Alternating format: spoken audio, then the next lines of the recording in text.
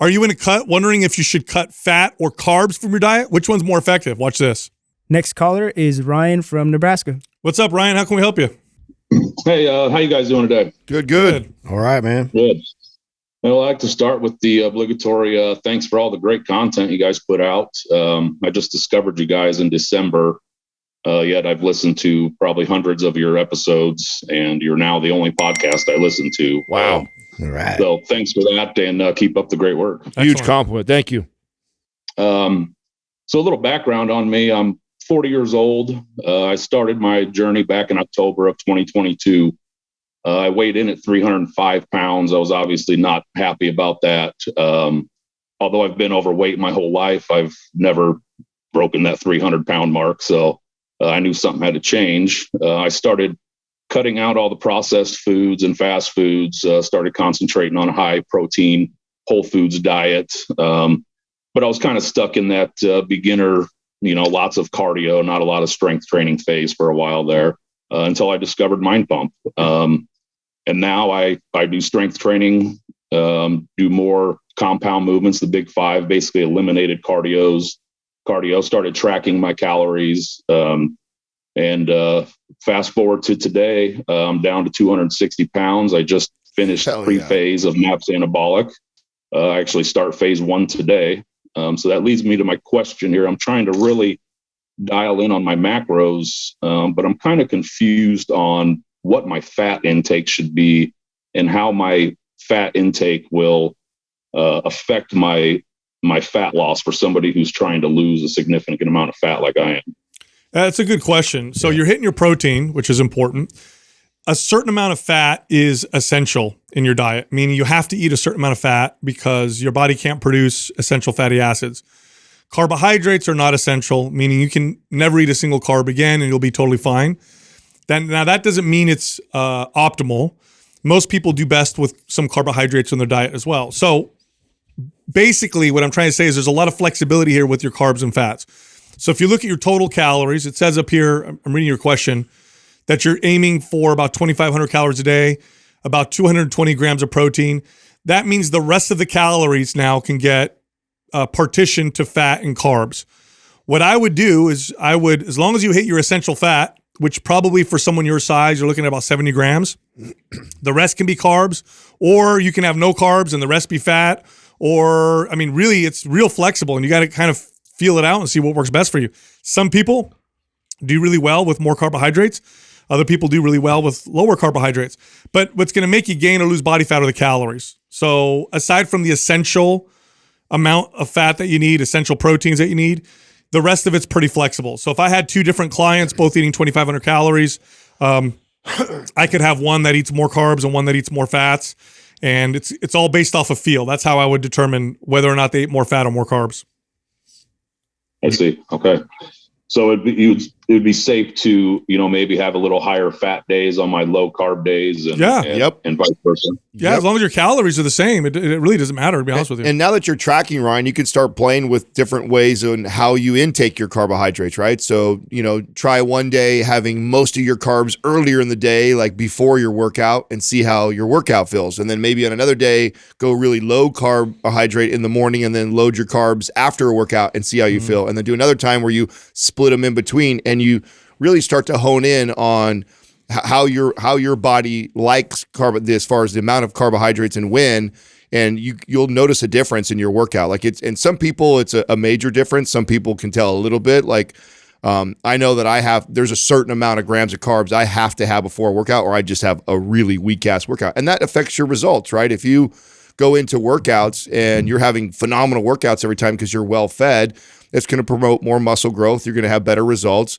If you're kind of dragging ass all the time because you don't have enough carbs and you don't feel fueled for it, your workouts are going to be half-assed. And so play with that and see how you feel. Sal, on the other hand, is somebody who does much better on like a higher fat, lower carbohydrate. So I think this is a good time now that you're tracking to kind of play with that. And I think you're in a pretty good place too, calorie-wise. I think that if 2,500 is a cut for you and you're actually leaning out that place and you're hitting your protein intake, which is most important, and as long as you don't go under that, say 75 to 90 grams of fat every day, you're in a good place. Yeah, here's a good starting point, Ryan. Why don't you do 200 grams of carbs and about 90 grams of fat? Start with your 220 grams of protein. That'll put you at about 2,500 calories.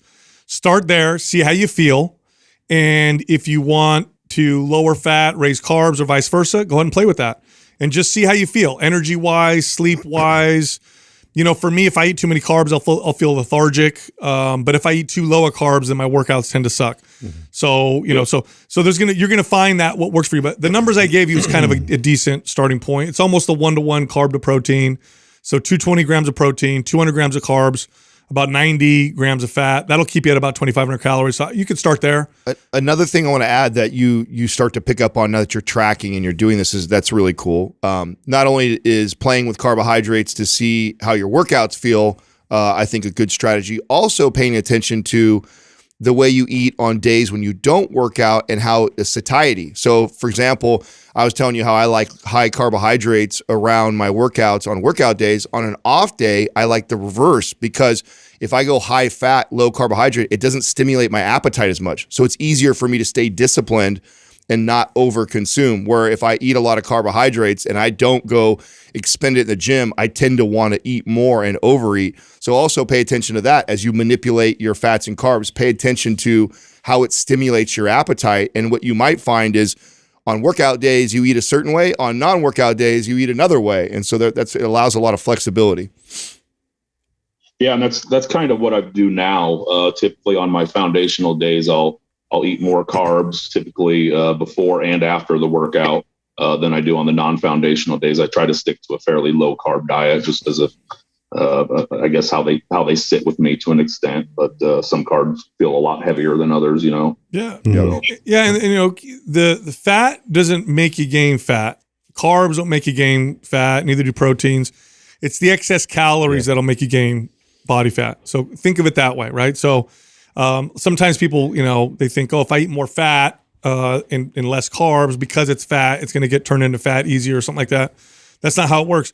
Now, what you might want to pay attention to are what kinds of fats you get because of your blood lipid levels and how you feel. Some people do better with, you know, less saturated fats than other people do. Other people are totally fine with that. I eat a ton of saturated fats and my lipids always look good. So, you know, those are other things to consider. But if you're in a cut, you'll get away with a lot. So I wouldn't worry too much about that if it's whole foods. I would say just focus on kind of those macro targets I gave you. Do that for a little while and then kind of play with it and see. Ryan, have you had blood work done at all anytime recent? I did last year for a little bit. I went to a testosterone clinic. Okay. And I was getting some testosterone, but kind of an excuse, I guess, but my schedule was pretty hectic. So I wasn't really getting in workouts like I was hoping to.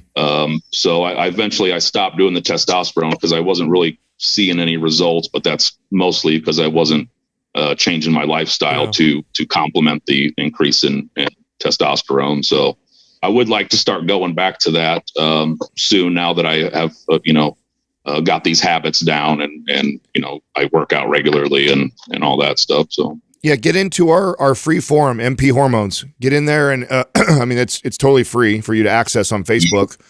And we've got the team on there that will be answering questions. And so when the time comes, you're ready to do that. You can go through them and get their blood work. I definitely, at your age, where you're at right now, we're manipulating calories. It'd be interesting just to see your hormone profile and see where you're at right now, just as a good benchmark and a place that we can check up on every, I don't know, say 6 months to a year to see all your blood markers. Gotcha. All yeah, right. will do. All right, man. All right, Ryan. Thanks for calling in. Yep. Thank you. You got it. Yeah, the carbs and fats are pretty funny, right? It's like it could be so individual. Again, as long as you hit your essential fats, then base it off of how you feel. And it's so weird. I've known people, I've had clients where low fat, high carb just makes them feel good. And then I've had clients where it's the exact opposite.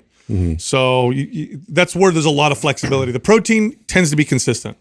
That tends to be consistent. Yeah, the only thing I do see sometimes is like an increase, say like you're eating a lot of nuts or something that has a bit of a higher calorie amount, due to the fat content that is unaccounted for, which then kind of creeps in the overall calorie amount. But other than that, like it has that effect where it satiates. So it's like, you know, like it's higher calorie, but also too, it'll satiate you more, which then, you know, promotes you to not have as like raging of an appetite. Eating, I highly recommend people don't eat nuts without measuring. It's it's probably it's a sneaky one. It's hella sneaky. It's one of those ones that you can grab a handful and go, oh, that's probably 300 calories. Yeah, and it's way more than you normally think. And even though like nuts can be a great source of fat, you don't need much to hit what you need from it, and you easily can overeat it. And so, you know, what's a hack for that is I would, when my clients would, because they're like, oh, I love them. I used to tell them to buy them where they'd have to take the shell off because it would slow down the process. Because you get them de-shelled. Oh yeah, you're just, you know, smashing them. But if you have to like break the shell, it slows it down. You tend to eat less. So I would make them so like when they get like, it doesn't matter what nuts, cashews, peanuts, whatever, right? Almonds, whatever, you know, 20 ounce, 30 ounce bag or whatever, and then get those little mini. Oh yeah. Like little, portion them out. Yeah, and portion out 1 ounces. So just as soon as you buy it, by the way, 1 ounce of nuts is not that much. It's not. When you tease, go home and weigh it out, and obviously depending on the size of the person, 1 ounce to 3 ounces worth of stuff, and then you packet it out. That way, when you go to grab it, you know, it take you just a little bit of time. You get home from the grocery store, it take you another 5-10 minutes to do that, but then at least now you know what you're getting a hold of every time you grab that.